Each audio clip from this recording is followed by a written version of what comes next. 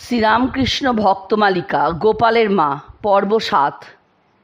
মাঝে মাঝে তিনি ত্যাগী ভক্তদের মঠে গমন করিয়া ও সাধুদের অনুরোধে রন্ধন করিয়া ঠাকুরকে ভোগ দিতেন। সাধুদের প্রতি তাহার মন অনুপম মাতৃস্নেহে পূর্ণ ছিল। স্বামীজির দেহত্যাগের কথা যখন তাহার নিকট পৌঁছিল তখন তিনি কামারহাটির নিজের ঘরে দাঁড়াইয়াছিলেন। সংবাদ শুনিয়াই তাহার গা ঝিমঝিম করিতে লাগিল, মাথা ঘুরিতে লাগিল এবং চক্ষে কিছুই দেখিতে পাইলেন না। নরেন নেই বলিয়া তিনি অকস্মাৎ ভূপতিত হইলেন। ওই পতনের ফলে কনুয়ের কাজটা ভাঙিয়া যাওয়ায় কিছুকাল বার বাঁধিয়া রাখিতে হইয়াছিল। স্বামীজির অনুরোধে তিনি একবার দুইজন মহিলাকে মন্ত্র দিয়াছিলেন। মহিলাদ্বয় দীক্ষা চাহিলেও গোপালের মা সম্মত হইতেছেন না দেখিয়া স্বামীজি বলিয়াছিলেন, তুমি কি যেসে? তুমি জপে সিদ্ধা, তুমি দিতে পারবে না তো কে পারবে? বলি কিছু না পারো, তোমার ইষ্টমন্ত্রটি দিয়ে দাও, তাতেই ওদের কাজ হবে, তোমার আর কি হবে? দীক্ষার পর স্পৃহাশূন্য গোপালের মা গুরুদক্ষিণা কিছুই লইবেন না দেখিয়া বলরামবাবু বলিলেন, কিছু না নাও অন্তত 16 আনা করে নাও। শিষ্যাদের পাছে ক্ষোভ হয়, তাই একটি একটি করিয়া টাকা গ্রহণ করিয়া তিনি উপদেশ দিলেন, ওগো, মন প্রাণ যে দেবার কথা, টাকা তো তুচ্ছ, নাম নেওয়া হেলনা ফেলনা জিনিস নয়, অন্তত 10,000 জপের পর আসন ত্যাগ করবে। কামারহাটির বাগানে ভূতের উৎপাত ছিল। দত্তগৃহিণীর আমলে যে পাহারার ব্যবস্থা ছিল উহা রহিত হওয়ায় স্বামী শারদানন্দ নিজ ব্যয়ে তথা একটি মালি নিযুক্ত করেন। এতদতীত আর কেহ বাগানে থাকিত না। স্বামীজির দেহত্যাগের সংবাদে পড়িয়া গিয়া যখন গোপালের মার হাত ভাঙিয়া যায় তখন একজন সেবিকার তথায় থাকার ব্যবস্থা হয়। গোপালের মা যেন তাহাকে বিদায় করিতে পারিলেই বাঁচেন। এমনিভাবে বলিতেন, কখন যাবি? থাকবি নাকি? মতলব কি? একথা বলছি বলে কিছু মনে করিসনি। ইহার পূর্বে 1901 তাহার আমাশয় হইলে কন্যাস্থানীয় একজন সেবিকা সেখানে ছিলেন, আর এক ব্রহ্মচারী হোমিওপ্যাথিক ঔষধ দিয়া আসিতেন। স্বামী ব্রহ্মানন্দ, শারদানন্দ ও নিবেদিতা প্রভৃতি মাঝে মাঝে তাহাকে দেখিয়া আসিতেন। স্বামীজিও একবার গিয়াছিলেন। সেবিকাকে দেখিয়াই অঘোরমণি বলিয়াছিলেন, কেন ওখানে এলি?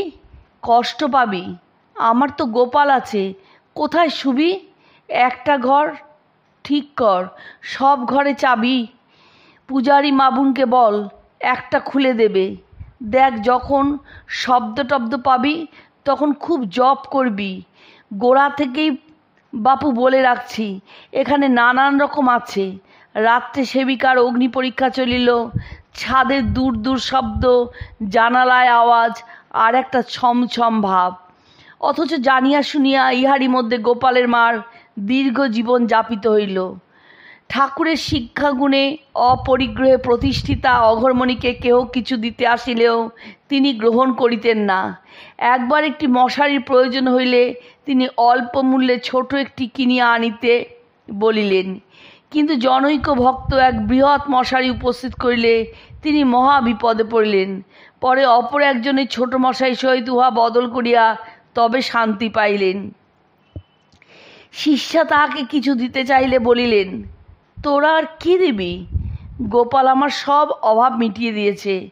শুকনো উচ্ছে 4টি আনবি যখন আসবি, ব্যাস, তাহলেই তোদের হবে। এই পরিবেশের মধ্যে লোকচক্ষুর অন্তরালে শেষ নিঃশ্বাস ফেলিয়াই হয়তো তিনি বিদায় লইতেন। কিন্তু 1904 খ্রিস্টাব্দে তাহার রোগ বৃদ্ধি হইলে রামকৃষ্ণ ভক্তমণ্ডলী নিশ্চিন্ত থাকিতে না পারিয়া তাহাকে কলিকাতায় বলরামবাবুর বাটিতে লইয়া আসিলেন। তাহার শেষবারে কামারহাটি পরিত্যাগের পূর্বে স্বামী ব্রহ্মানন্দের আদেশে একটি ভক্ত বালক কলিকাতা হইতে কিছু দ্রব্য লইয়া তথায় উপস্থিত হইল এবং বৃদ্ধার অনুমতিক্রমে তাহারই গৃহে শয়ন করিল। শেষ রাত্রে ঘুম ভাঙিলে সে ভক্তটি শুনিতে পাইল, মাতা পুত্রে তুমুল দ্বন্দ্ব চলিতেছে। পুত্র অন্ধকার থাকিতেই গঙ্গায় ঝাঁপাই ঝুড়িতে চাহিতেছে। মা বলিতেছেন, রোষ রোষ, কাক কোকিল এখনো ডাকেনি, লক্ষ্মীধন আমার ফর্সা হোক তখন নাইবি। সকালে ভক্ত জিজ্ঞাসা করিল, কার সঙ্গে কথা হচ্ছিল? তিনি সরলভাবে উত্তর দিলেন, জানিস না বুঝি? গোপাল যে আমার কাছে থাকে, তারই বেয়ারা রকমের দুরন্তপনা সায়স্তা করছিলুম।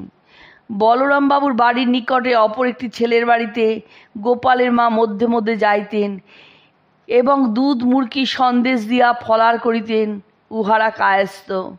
1901 অব্দে ব্রাহ্মণীর আমাশয়ের সময় স্বামীজির আদেশে ওই ছেলেটি 1 মাস কামারহাটিতে থাকে এবং স্নেহময়ী গোপালের মা তাকে আপন কক্ষেই শয়ন করিতে দেন। সে দেখিত যে বৃদ্ধা চলৎশক্তিহীনা হইলেও এই কষ্টদায়ক পীড়ার মধ্যেই 2 বেলা বস্ত্র পরিবর্তন করিয়া দীর্ঘকাল মালা জপ করিতেন। অন্য সময় শুইয়া সর্বদা হাতে জপ করিতেন। শায়িত অবস্থায়ও তাহার মুখে উচ্চস্বরে রামকৃষ্ণ নাম শোনা যাইত।